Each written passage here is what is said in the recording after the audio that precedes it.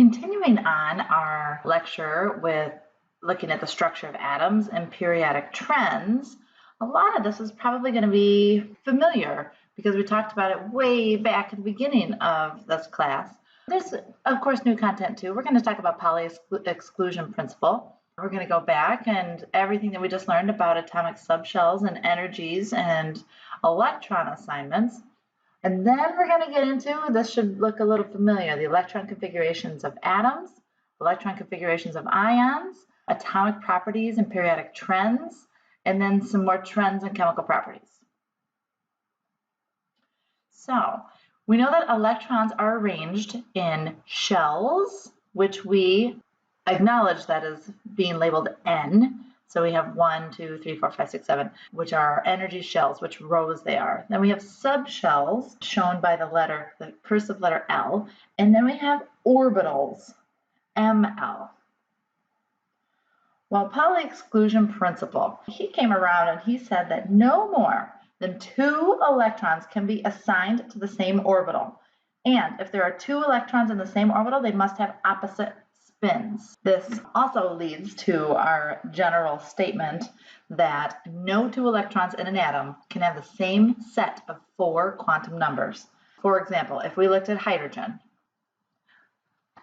electron configuration, if we just looked at H, we know that it has 1s1.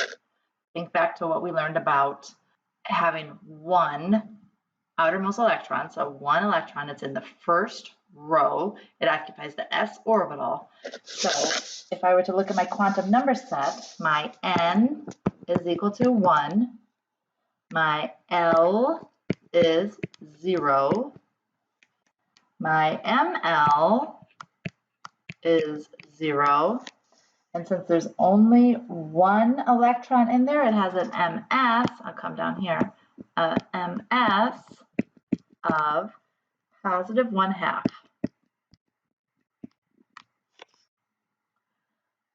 If I were to add a second electron to this, we know that we can fill up S with 2 electrons. I could have 1s2, but then the only difference will be my ms number will be different. These 4 quantum numbers are specific for every electron. If I were to draw this and show that 1s1, this is my 1s orbital box, and I have 1 electron in it. Going up is just designated as being plus 1/2. Now, if I were to draw heliums, and let's do helium up here at the top. Helium, and if I were to have that box, and this is also 1s, helium we know is 1s2. So I'm going to have 2 electrons. They have to be opposite spin. Pauli exclusion says so. So my n is equal to 1. We know that helium is 1. We know that S, so our L is 0. That tells me that it's in the s orbital. ML, also 0. And then MS is negative 1/2. We know that going down signifies negative. And I've got 2 in here, so that's telling me that this is for helium. No more than 2 electrons can be in each electron shell or subshell. And it should be review, knowing that 3 orbitals are in a p subshell, and we know that each orbital can hold 2. So each p subshell can hold a maximum of 6 electrons. Using that same reasoning, we have 5 orbitals in a d subshell, so that can hold a total of 10 electrons. And for our f orbitals, there are 7 of them, so that can hold up to 14 electrons. Remember that there are n subshells in the nth shell. So there are n squared orbitals in that shell. And we'll write this down here on the blank page. This chapter deals with the electron configurations of multi-electron atoms. A key idea that will help us in understanding these was stated by Wolfgang Pauli in 1925. This was his exclusion principle, that no more than 2 electrons may be assigned to the same orbital, and if there are 2 electrons in the same orbital, they must have opposite spins. A consequence of this is that no 2 electrons in an atom can have the same set of 4 quantum numbers, n, l, m sub l, and m sub s.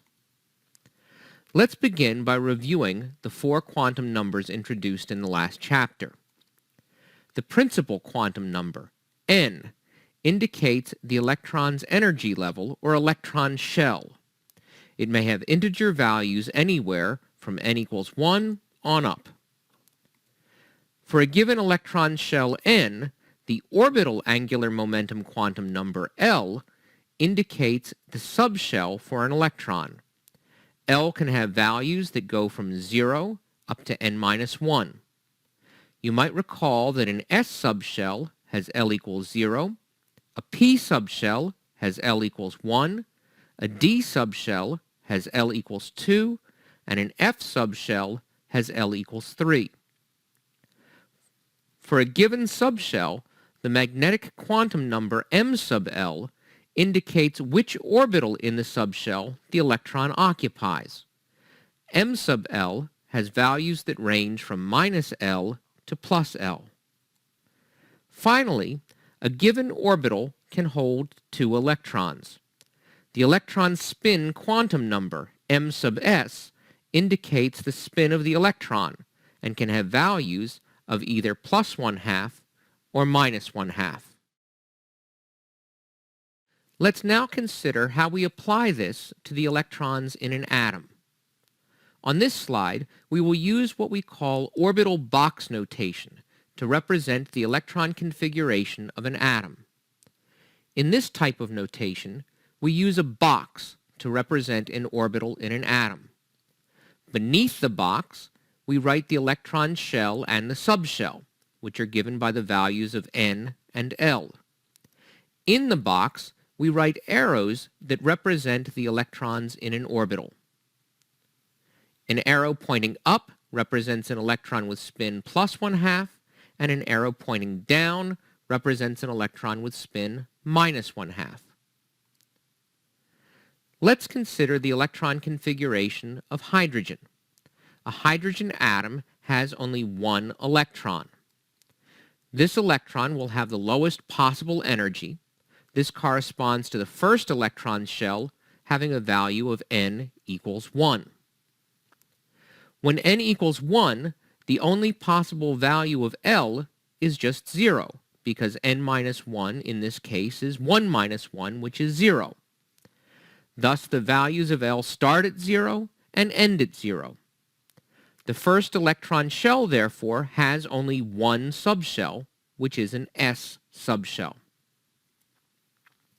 When L equals 0, there is only 1 possible value for m sub L, which is 0.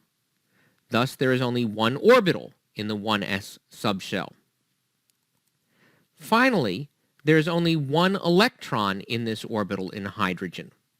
This electron can have a spin quantum number of either plus 1/2 or minus 1/2. It doesn't matter which. In this figure, we show the electron having a spin of plus 1/2 by using an up arrow. Let's now consider the case of helium. There will be 2 electrons. Both will have n equals 1. Both will have L equals 0, corresponding to an S subshell.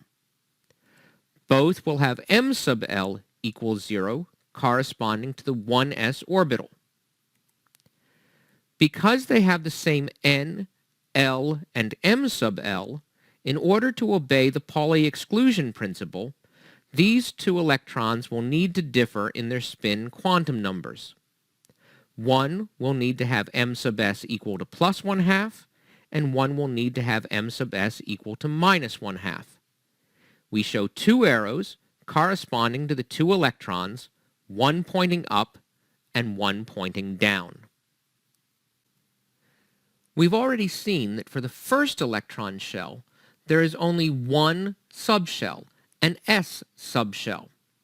For an s subshell, there is one value of m sub l, 0. So there is one orbital in that subshell. An orbital can hold 2 electrons, so the 1s subshell contains 2 electrons. The number of electrons in a given energy shell is given by the equation 2n squared. When n equals 1, this is equal to 2. For n equals 2, there are 2 possible values of L, 0 and 1, corresponding to S and P subshells. For the S subshell, there is only one orbital, as we've already seen. For a P subshell, there are 3 possible values of M sub L, -1, 0, and +1. Each of these orbitals can hold 2 electrons, so the 2p subshell can hold up to 6 electrons. The second electron shell can therefore hold a total of 8 electrons. For n equals 3, there are 3 possible values of L, 0, 1, and 2, corresponding to an S subshell, a P subshell, and a D subshell. The S subshell has 1 orbital. The P subshell contains 3 orbitals. The D subshell has L equals 2, leading to 5 different values of M sub L, -2, -1, 0, +1, and +2, corresponding to 5 different 3D orbitals. Once again, each orbital can hold up to 2 electrons, giving us 2 possible electrons in the 3s subshell, 6 possible electrons in the 3p subshell, and 10 possible electrons in the 3d subshell. The total number of electrons possible in the third electron shell is therefore 18. For n equals 4, there are 4 possible values of L, 0, 1, 2, and 3, corresponding to an S subshell, a P subshell, a D subshell, and an F subshell. The S subshell has 1 orbital, the P subshell has 3 orbitals, the D subshell has 5 orbitals, and the F subshell has 7 orbitals. Each orbital can hold 2 electrons, corresponding to 2 possible 4s electrons, 6 possible 4p electrons, 10 possible 4d electrons, and 14 possible 4f electrons. The total number of electrons that can be in the 4th electron shell is 32. And we could continue to apply these rules for quantum numbers to higher and higher electron shells. And this doesn't show it on there, but it does in our textbook. That, remember, our electron shell, we denote that as our N. Our subshells available, we know that those S, P, D, and F. Our orbitals available, we find this by doing 2L, 2 times L plus 1. And so if I just have my subshell, would be 0, so 2 times 0 is 0, plus 1 is 1. My number of electrons in the subshell is 2 times the value of my orbitals. And then finally, to find our maximum possible in the shell is 2n squared. So we need to square our n. So 1 squared is 1, times 2 is 2. We will get 8. We can add these together, but we can also do 2n squared. So we would take n, which is 2, 2 squared, 2 times 2 is 4, times 2 is 8. Same with this one, n squared, 3 squared is 9, times 2 is 18. With this one, we would do 4 squared, 16, times 2 is 32. And same for further shells.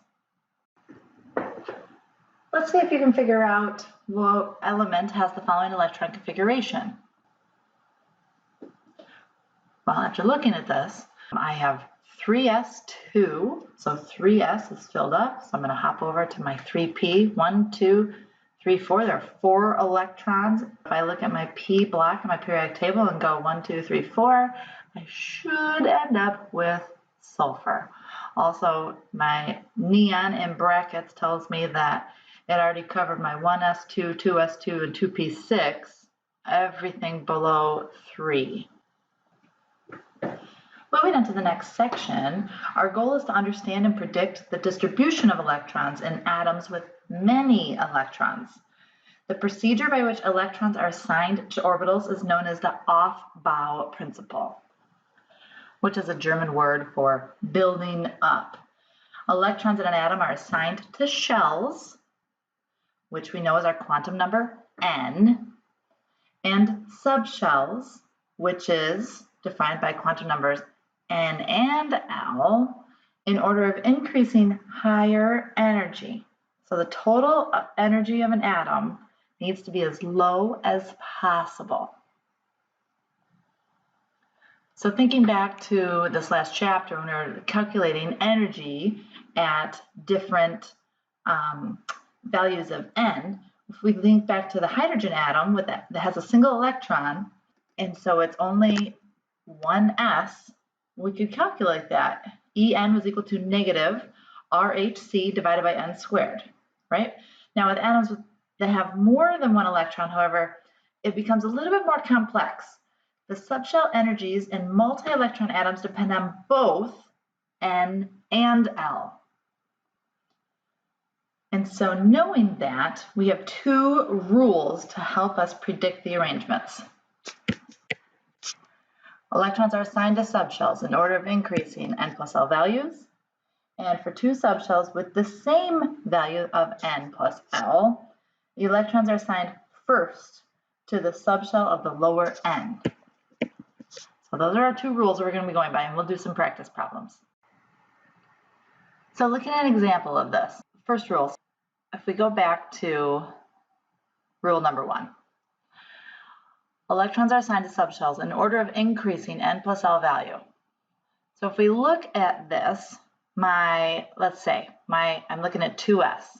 I've got my n value is 2, my l value is 0, right? Because s is equal to 0. 2 plus 0 is 2. That's definitely going to be before 3. 2 plus 1 is 3. But if you notice, my 2p, 2 plus 1 is 3, is also equal to 3 plus 0, which is 3. So how do we know which one is a lower energy? Well, if they are electrons assigned to 2s, it's going to come before the 2p. And according to our rule here we go. For two subshells with the same value, electrons are assigned first to the subshell of the lower n. So we would say, oh, well, our lower n is the 2p. So 2p comes before 3s, even though the n plus l is the same. If we look at 2s to 2p, they're the same n. They're both in the nth row or nth shell. But my L value for S is 0, for P is 1.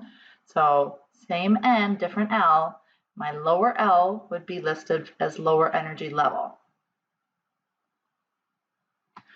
So 2S is a lower energy and assigned before 2P. Electrons are assigned to 2P before the 3S. And electrons are assigned to 4S before 3D because that n plus l is less than 4s. It doesn't matter that the n is greater here. I'm still going by n plus l. And if n plus l is less, it has a lower energy. And 4s has n plus l of smaller than the 3D. And this kind of shows us this. For 4s, we have an n plus l of 4 plus 0 to give us 4. But in 3D, our n plus l, so our n is 3. L for D is going to be 2 versus for S is 0. So 3 plus 2 is 5. So 4S is a lower n plus l. So it's going to be a lower energy.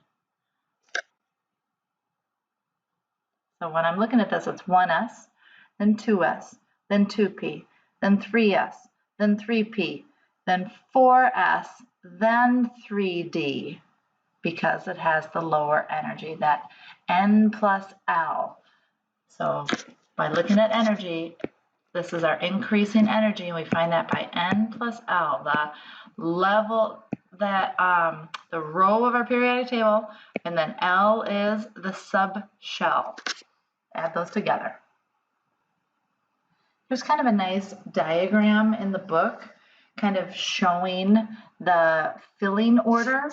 And so we can see this N plus L is 1. We have 1s. And then we fill up 2s. And then we fill up 2p. And then 3s. And then 3p. And then 4s. And then 3d. And then 4p. And you can see this, how this trend goes on.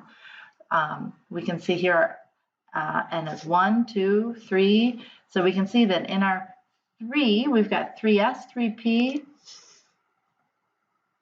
and 3d. There we go, 3s, 3p, 3d. But our 4s is at a smaller, our N plus L is 4. Our 4s is at a smaller value than the 3d. So it is listed first. The next topic is looking at effective nuclear charge, which is denoted as Z star. It's the net charge experienced by a particular electron in a multi-electron atom that results from a balance of the attractive forces of the nucleus and the repulsive forces of other electrons. So this increases across the period, and it explains why the energy of 4s electrons are less than 3p. And how we find this out is we take Z minus, so electrons, minus the number of inner electrons. So if I looked at lithium, for example, to find my effective nuclear charge, lithium has 3 total electrons, and I'm going to subtract my 2 inner electrons that make up the 1s2. So 3 minus 2 would give me 1. For beryllium, beryllium has 4 total electrons. It's atomic number 4. And there are 2 electrons in that 1s, so it has an effective nuclear charge of 2. Boron has 5 total electrons. And we're going to subtract everything from 1s, or everything from N1, because it is located in 2. So 5 minus 2 gives it effective nuclear charge of 3. So as we can see, when we go from left to right, that charge increases. And this just kind of shows the lithium atom. This is looking at just lithium. We can see the 2 1s electrons have the highest probability in this shaded area, but this region it's being penetrated by the 2s electron. So there's 1 2s electron, right? Because lithium is 1s1, 1s2, 2s1. So as the 2s electron penetrates the 1s region, the 2s electron experiences a larger and larger positive charge. As it gets further and further away, we can see that probability of finding that electron gets less and less. The closer it is to the nucleus, the closer it is to that 1s, we have a higher probability of finding it. We can see on average that 2s electron experiences a charge called the effective nuclear charge, which is smaller than +3. So lithium does have 3 electrons, so it could be as great as +3. And so while lithium does have 3 protons, its effective nuclear charge has got to be smaller than +3 because there are electrons, but it is going to be greater than +1. Now we're at my favorite part, looking at electron configurations, the way in which electrons are arranged around the nuclei of atoms. How do you figure out the order of filling those orbitals? Well, remember there's that picture from before, and if you try to memorize it, 1s2 or 1s, 2s, 2p, 3s, 3p, 4s, 3d, it can be hard to memorize. However, if you use your periodic table, it's a whole lot easier. So if you look at on the left side, we go 1, 2, 3, 4, 5, 6, 7s, 1s, 2s, 3s, all the way down. Technically, helium right here is part of my 1s, remember that. Now I go down and I have 2p, 3p, 4p, 5p, 6p, 7p. So 1, 2, 3, the four S's and P's all line up. Then we get to 4s and we have to go down one. So our D's are not like 4, this is not 4D, it's 3D. So this is n minus 1. 4s, 3D. 5s, 4D. So then finally our F's. Remember these lanthanides and actinides are technically in these two rows. And so we go 6s, 4f, 5d, 6p. These are n minus 2. If I have n, which is 6, this would be 4f because that is subtracting 2. And remember, we fill electrons in those orbitals from the bottom up, off-Bohr principle. I can't just have one electron and put it in 5s. No, I have to start at 1s1. I have to start and build up. I can't just plop an electron here without filling up earlier levels with less energy. Using this periodic table for electron configurations is so much easier than memorizing the filling order. You just go left to right, top to bottom. Fill up our 1s first, then 2s, and then 2p, and then back to here, 3s, then 3p, then 4s, then 3d, then 4p. Down here, 5s, 4d, 5p. Down here, 6s, 4f, 5d, 6p, and then 7s, 5f, 6d, and 7p. Not only do we have to follow the off-Bohr principle from here, off-Bohr principle, filling orbitals from the bottom up, we then have another one called Huns Rule. That tells us that orbitals are filled with electrons until all are half filled before pairing up electrons can occur. I like to say that, let's say you're getting onto a school bus and there's an empty seat. There's some kids in seats, but there's some kids not. If there's an empty seat, you sit in the empty seat before you double up and have to sit with somebody else. So for example, if we're looking at 2p, so we know that the orbital, there are p orbitals can hold 2, 4, 6 electrons. If I have 3 electrons, those electrons will fill 1, 1, 1 before doubling up. It will not look like this. 1, 2, 3. It will not double up if there is an empty orbital for one electron to be in. All right, we have covered the off-Bohr principle, going from lowest to highest, Huns Rule, saying that we fill 1 electron per orbital before doubling up. And then last, we need to be conscious that when we do fill up a second electron in the orbital, that we follow Pauli exclusion principle. So individual orbitals only hold 2 electrons, and each should have the opposite spin.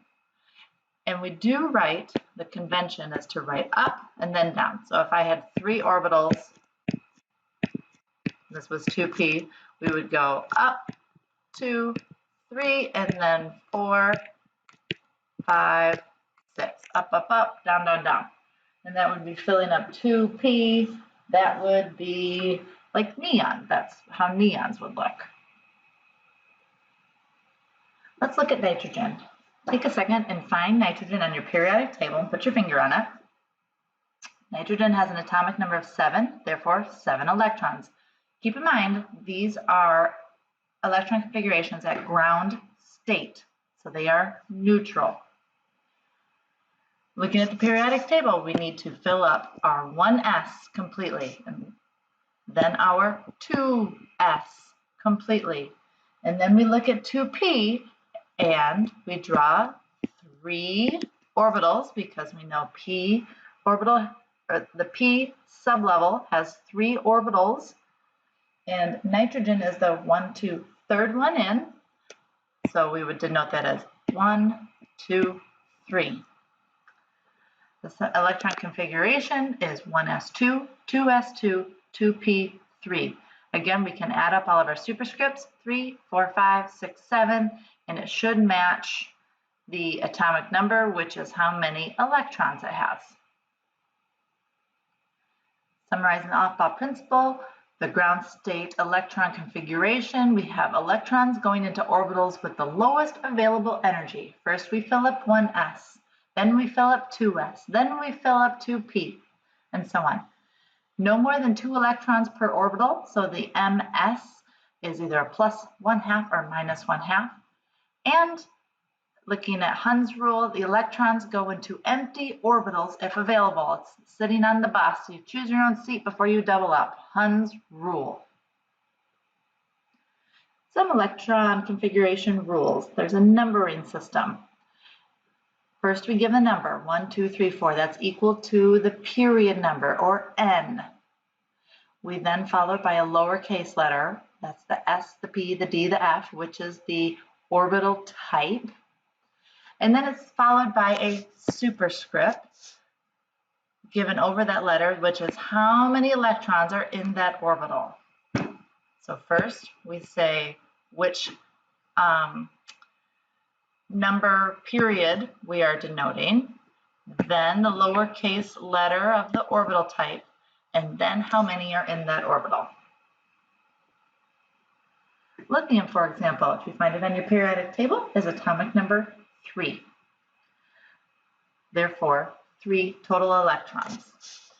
Looking at the lowest energy is 1s, so we fill up and then down.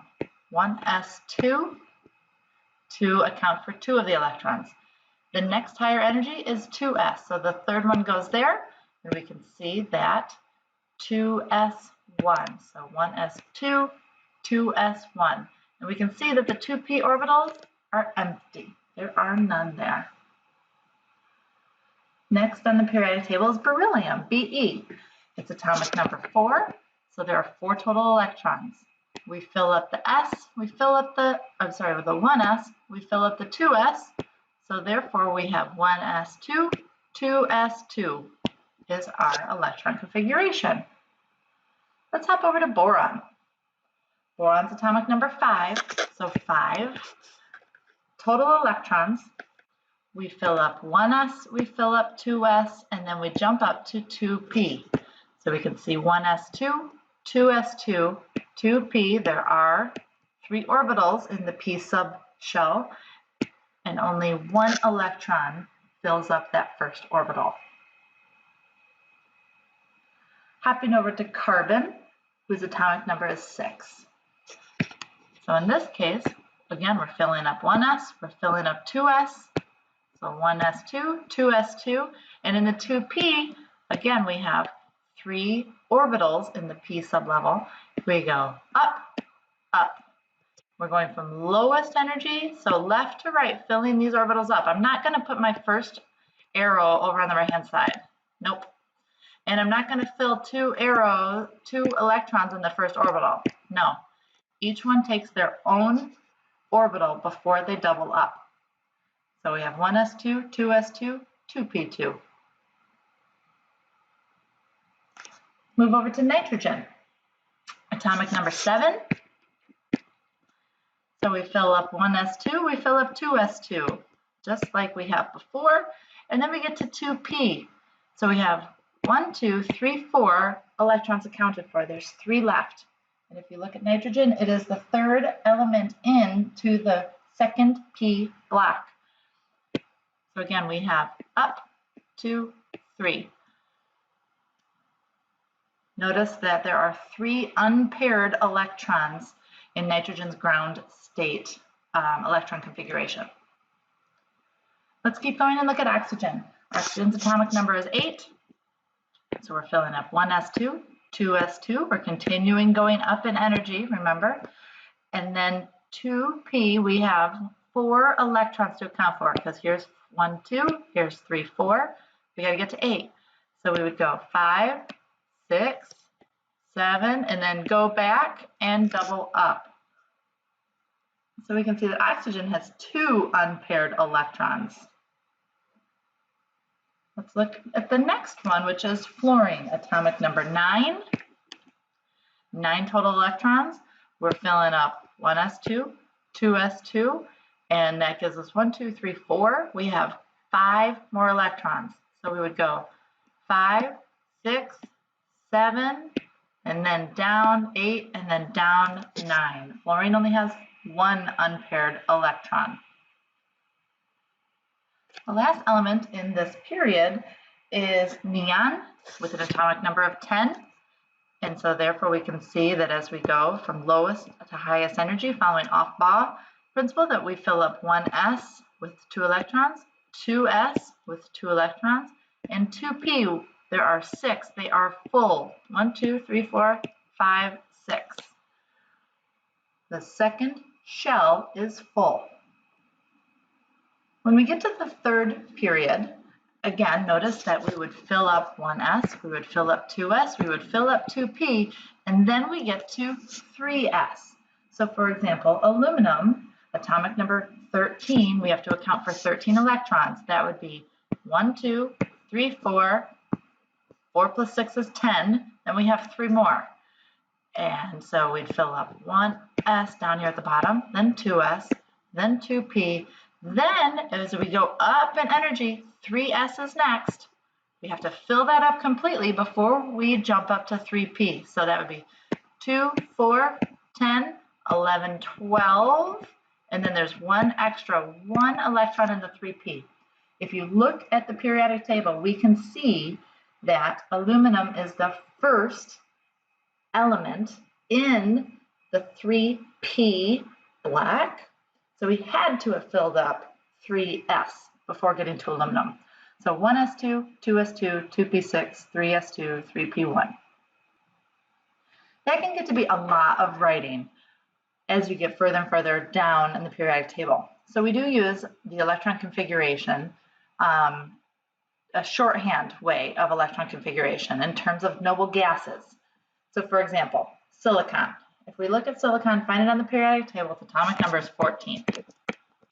So we need to account for 14 electrons. And we have a full electron configuration here. 1s2, 2s2, 2p6, 3s2, 3p2.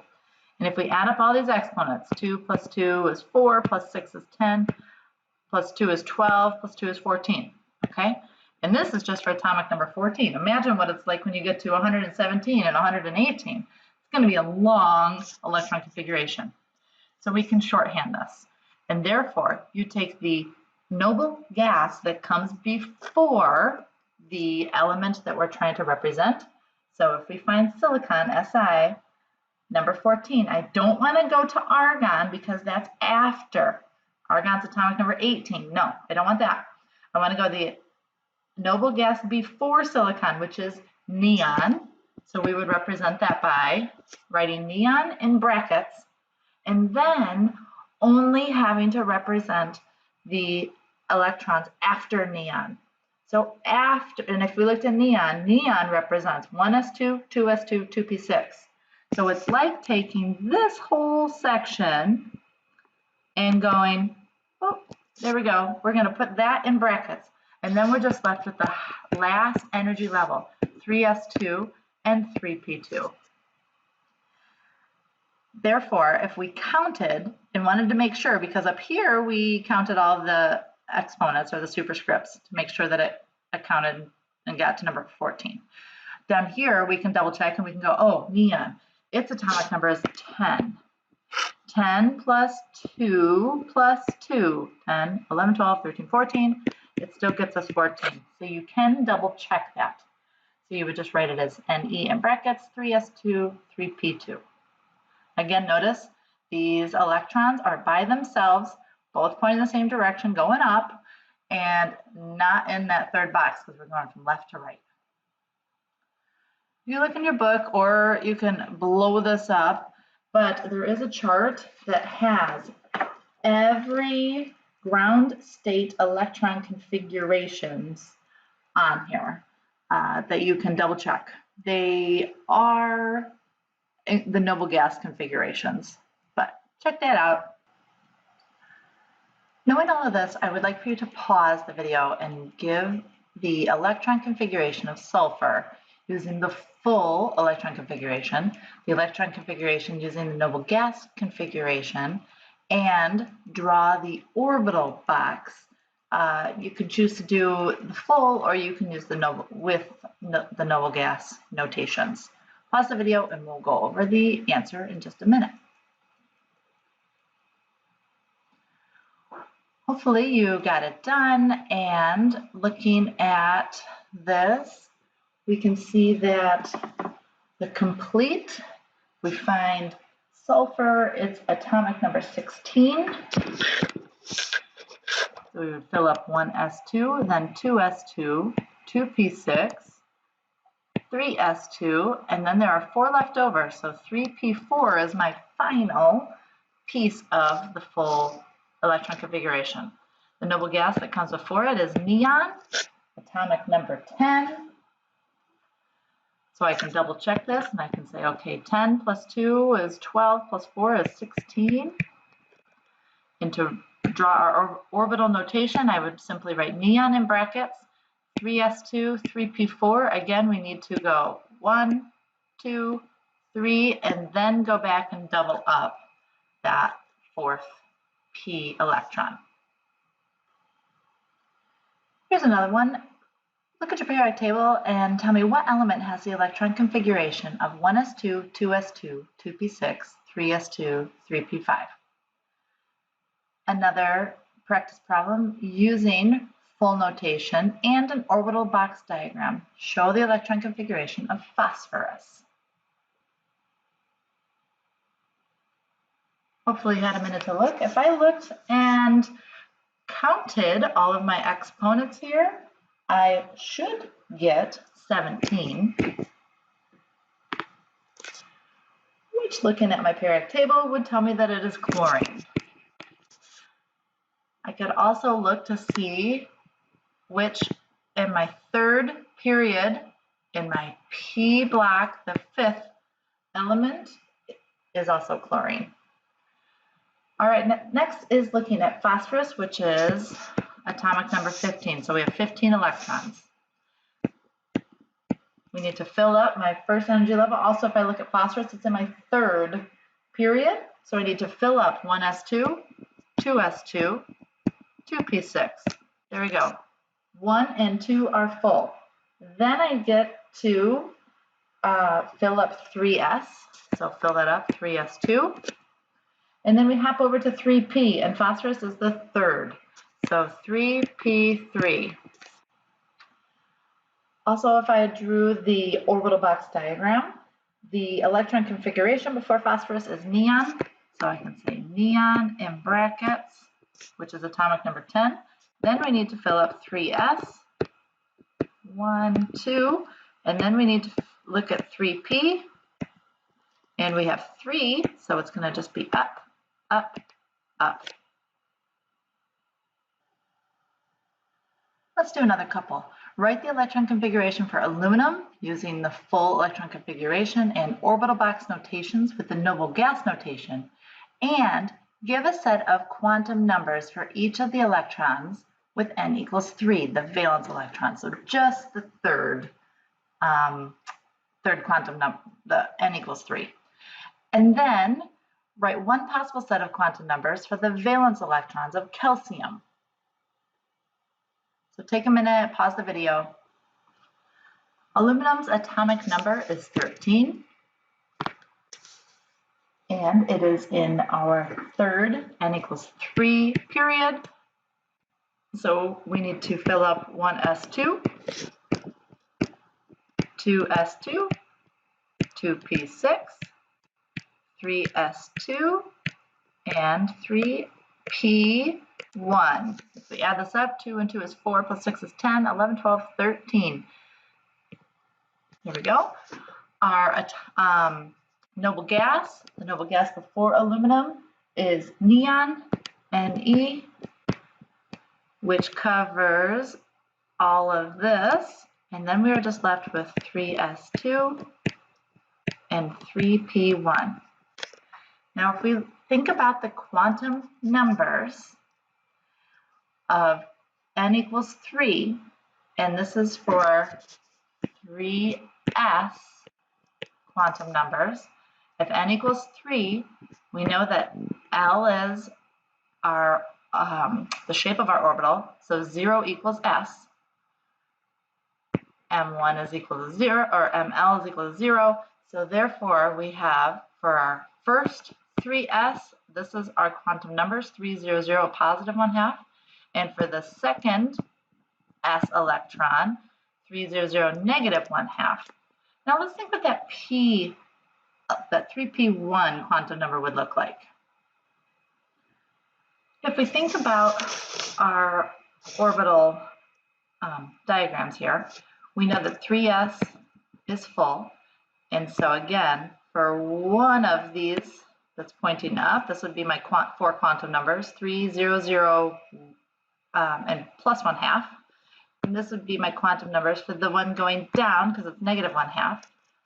And then I have my quantum number for 3p1. So I'm going to have 1 electron. And remember, with 3p, my L is going to, for my quantum numbers, N is going to be 3. My second one, L, is going to be 1, because 1 tells me that it's a P. My ML, so our ML, I've got 3 different choices for MLs here. I can have -1, 0, or +1. So I'm going to have -1 for the case of this electron, because it's in my -1 orbital. And it's going up, so I'm going to say plus 1/2.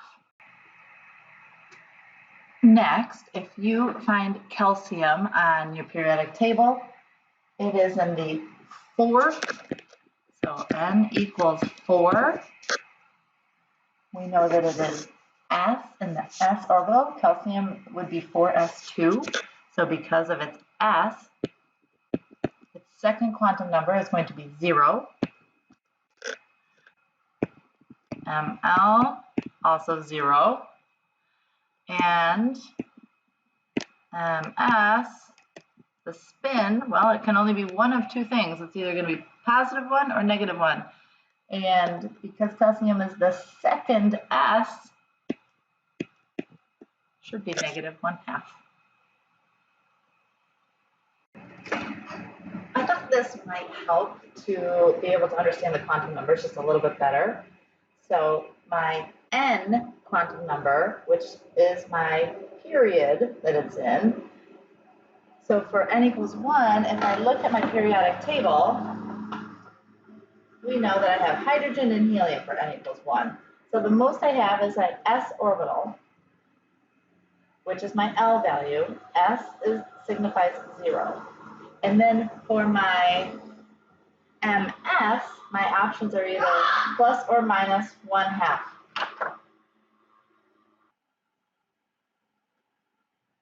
For N equals 2, if we look at my second row in the periodic table, I have S and I have P, which means I have L values of 0 and 1.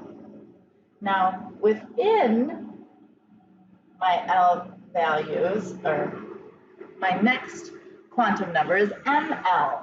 Well, my ML for S is just 0, right? But my ML, once I get to P, and I have 3 orbitals in my P, it can hold 2, 4, 6 electrons. I can have values of -1, 0, and +1. So let's say I wanted to look at carbon. That would be 2p2. So I would have 1s2, 2s2, 2p1, 2p2. So my quantum numbers for this would be 2 for my N, 1 for my P, 2, 1, no! 0 for my ML, And then since it's going up, it'd be plus 1/2. Same with when n equals 3, I can have S in my third energy level. I have S, I have P, and I have D, but not until after my 4S.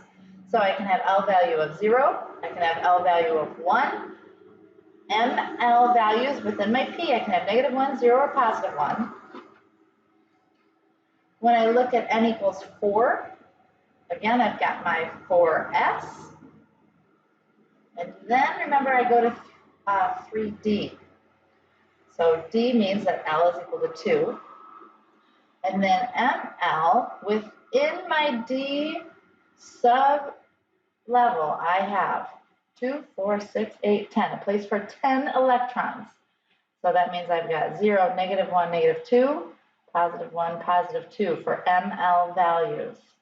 And then, of course, +1/2 or -1/2, depending on which electron I'm trying to describe. Moving on to look at the transition metals. For example, if you could look at your periodic table and find scandium, which is element number 21. Now, we already know that it is in the 4th energy level, but those are 3D electrons, right? We have 4s2 and then 3D. And this is just telling us the electron configuration would be the noble gas before it. So before scandium is argon. So we would do argon, which has 18 electrons. And then we need 3 more. So here is the setup. I know it looks confusing, but we're going to do N, which is energy level 4S, and then this X means that to get to scandium, we have to have 2 S's.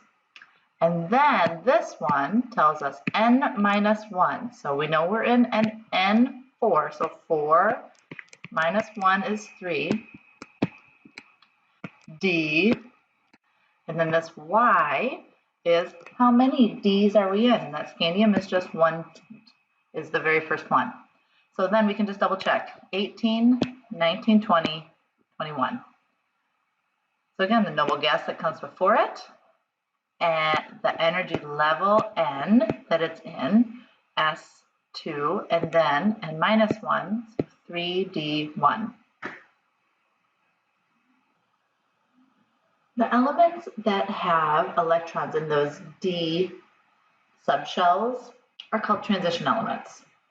The elements where the atoms fill the F subshells are sometimes called the inner transition elements, but more specifically called the lanthanides and the actinides.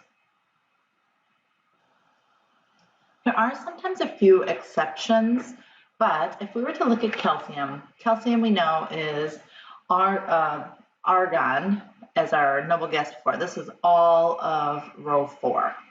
Well, not all of, but some of row 4. And so we know that calcium is 4s2. It's the second one, it's number 20. And then we get to scandium, the one that we just did, 4s2, but we have 3d1 first.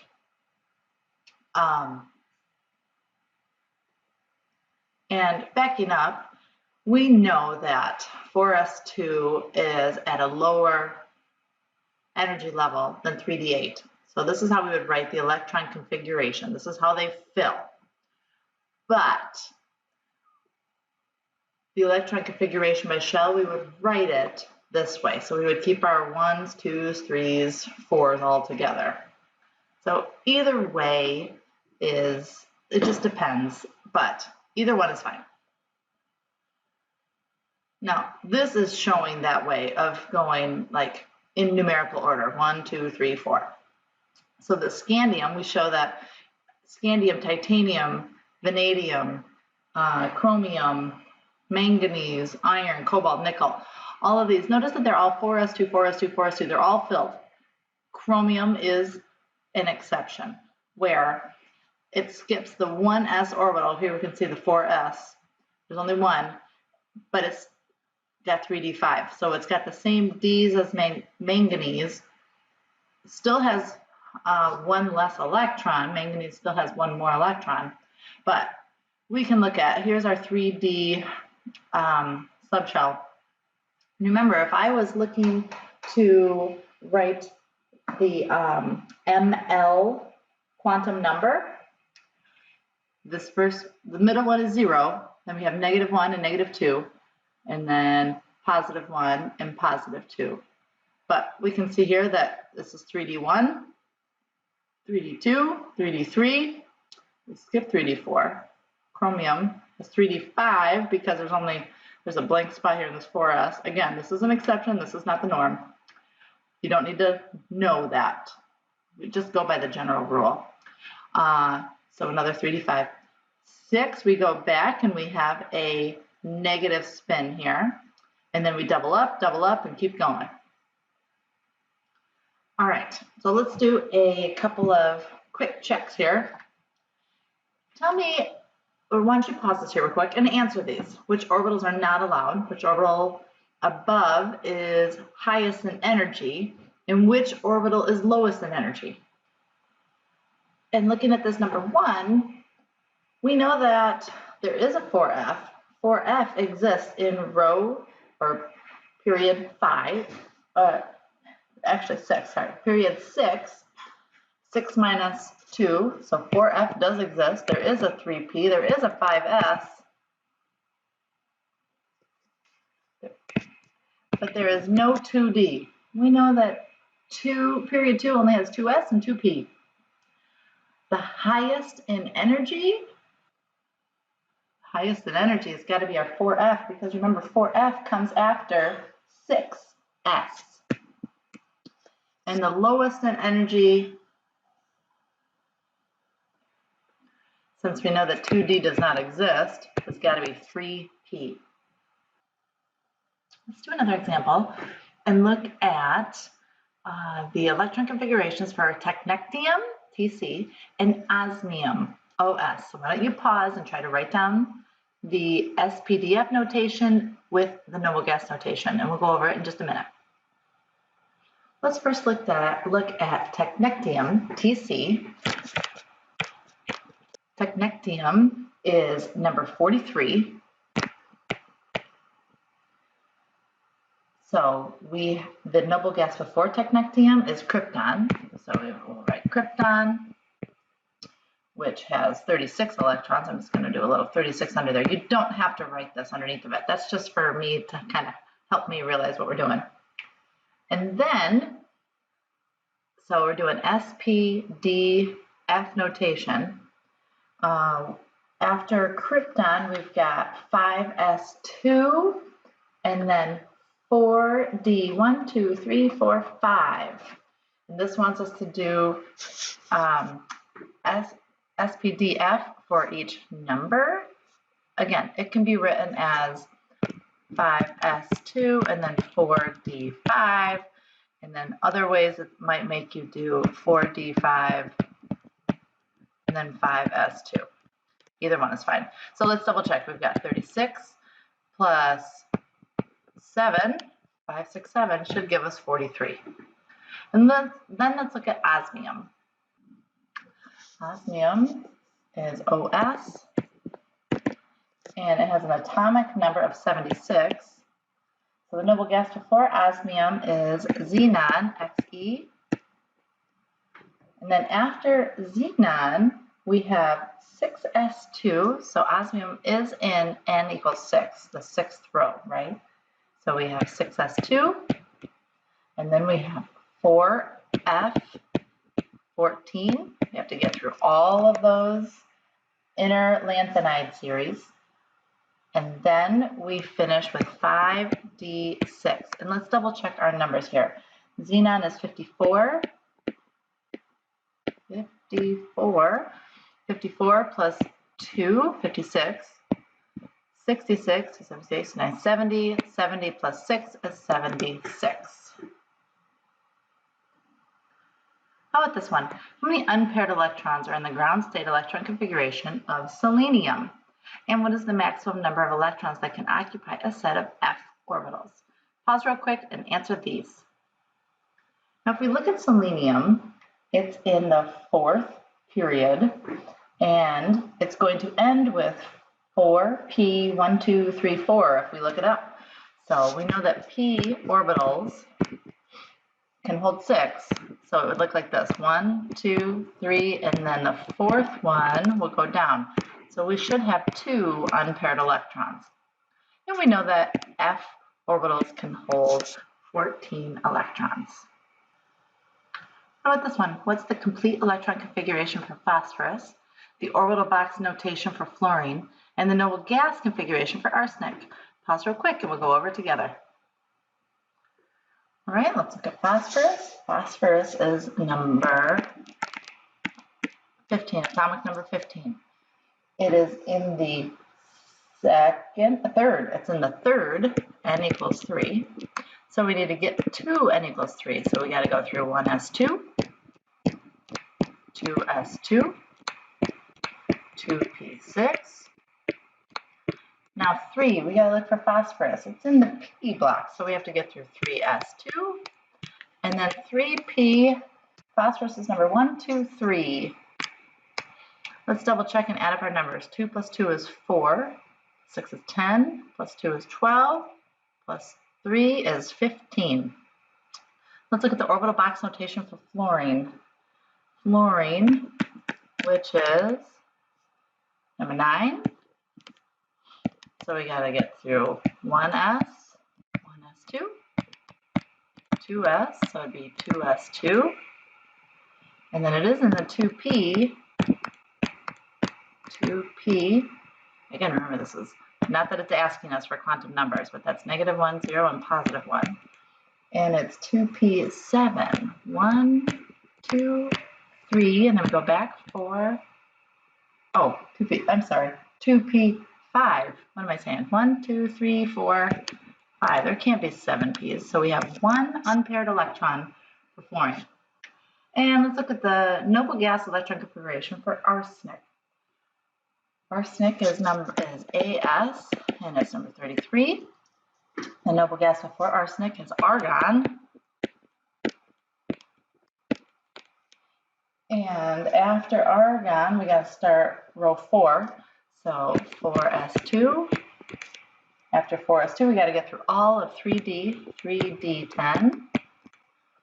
And then arsenic is 1, 2, 3 into the 4p block. And if we add it all up, argon is 18, 19, 20, 30, plus 3 is 33. Which one of these electron configurations is chlorine? Pause it.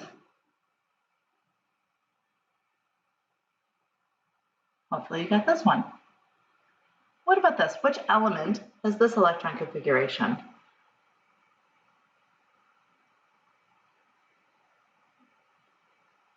Should be zinc. What about this one? Which element has this electron configuration?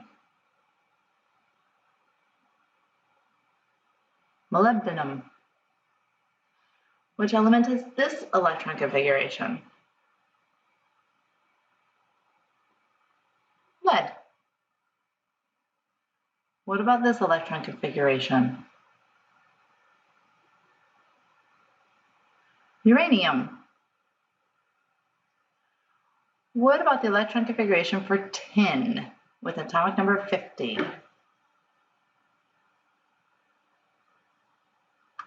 There we go. Nice job. Continuing on, we're going to look at the electron configurations of ions. So we know that we have anions and cations. To form a monatomic anion, one or more electrons is added to the valence shell of that nonmetal atom so that the electron configuration of the ion is the same as the electron configuration of the next noble gas in that period. So if we are looking at Fe2+, first thing we should do is write the electron configuration of the neutral atom. So if we looked at Fe on a periodic table, we're going to see that it's the argon is the noble gas before it, 4s2, 3d6. And so when removing the electrons, again, they have to be removed from the highest principal quantum number, the highest value of n. And we can see that 4 is a greater value of n than 3. So we need to remove 2 from the highest number, which means we're removing 4s, 2 of them, so that we can have plus 2.